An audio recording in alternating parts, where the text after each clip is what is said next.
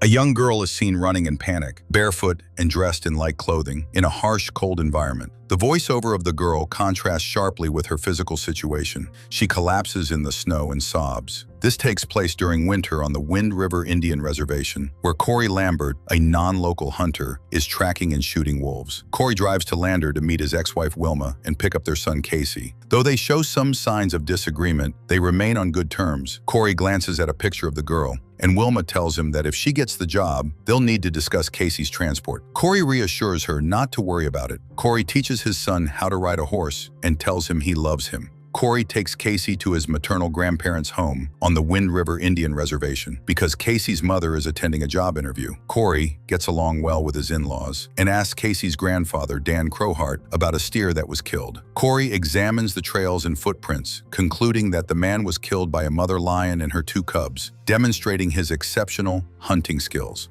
While riding a snowmobile and following the trails, Cory discovers blood drops in the snow. Continuing his search, he finds the frozen body of the young girl from the beginning of the movie. The girl is barefoot and appears to have died under intense conditions. Cory informs the Wind River Tribal Police, and he waits with Dan, the police chief, and 6 officers in a snowstorm, awaiting the arrival of the FBI. FBI Special Agent Jane Banner arrives to investigate the murder. Cory notices that Jane is not prepared for the cold weather and hasn't worn enough layers, so he takes her to his in-laws' home. Alice, Cory's mother-in-law, offers Jane clothes that once belonged to Cory's late daughter. Alice tells Jane to return the clothes once she's done, and Jane agrees. They go to investigate the body, and Jane asks if the girl's parents reported her missing. They assume the girl may have been raped. Jane asks them to transfer the body for a medical examination and inquires about the area, which Cory helps her with. They discover that the girl is Natalie Hanson, and she may have been running toward a house 3 miles away, with the nearest structure being an oil rig. Cory explains that Natalie was running barefoot in -20-degree temperatures and collapsed after her lungs burst, but she continued running to save herself.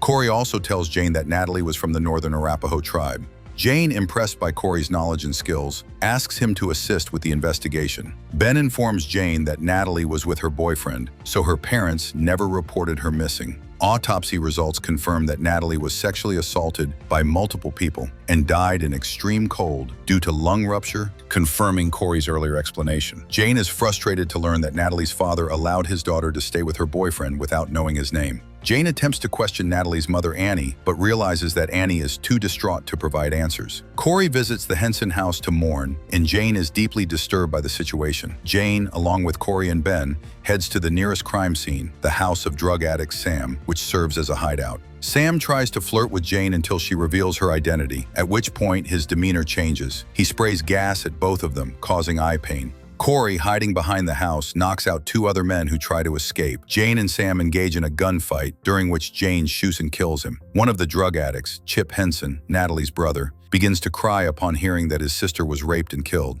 Cory and Jane investigate further up the hill, where they discover the naked body of a young man, partially eaten by hawks. Cory speaks with Chip Henson, who insults Cory by reminding him of the death of his daughter Emily 3 years ago. Cory punches him and then tells Chip that he has a choice: leave town, go to college, and make a better future for himself, or continue down the wrong path. Chip reveals that Natalie's boyfriend, Matt Rayburn, worked as a security guard at the oil rig. Jane and Ben are shocked when Cory reveals that the body they found is Matt Rayburn's. Cory, upset by the revelation, visits his ex-wife Wilma, and it seems their divorce was caused by the tragedy surrounding their daughter's death. Jane visits Cory's home and notices pictures of his daughter Emily. Cory tells Jane that Emily died 3 years ago at 16 when he and his wife were away.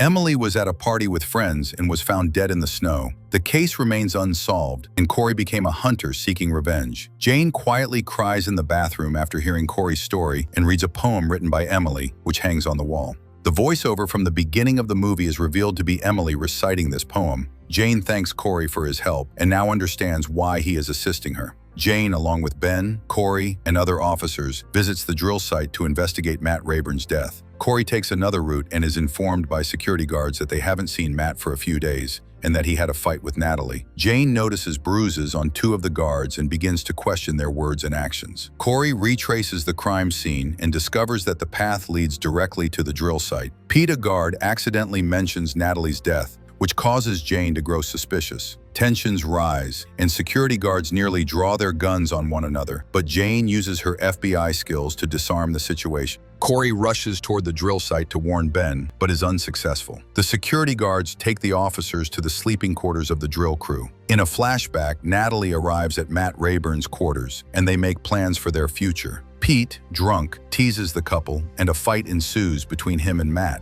Pete and the others beat Matt and Natalie into unconsciousness. When Natalie wakes up, she finds herself sexually assaulted by the group. Matt, regaining consciousness, begins to fight back, but Natalie realizes she cannot save him. She runs barefoot into the frigid environment as seen at the beginning. Back in the present, Jane knocks on the camp door, and Pete tells the guard to open it for the FBI. Ben tries to warn Jane to stay back, but Jane is shot in the neck when the door opens. The bulletproof jacket saves her, and a shootout ensues. Ben and the other officers are killed, and Jane is injured. The guards try to finish her off, but Cory shoots them from behind a snowbank. He kills all the guards, including Pete, who tries to escape through a window. Cory knocks Pete unconscious, removes his shoes, and gives him a chance to run barefoot, just as Natalie did. Pete confesses to his crimes, and Cory tells him he is giving him the same chance he gave to Natalie.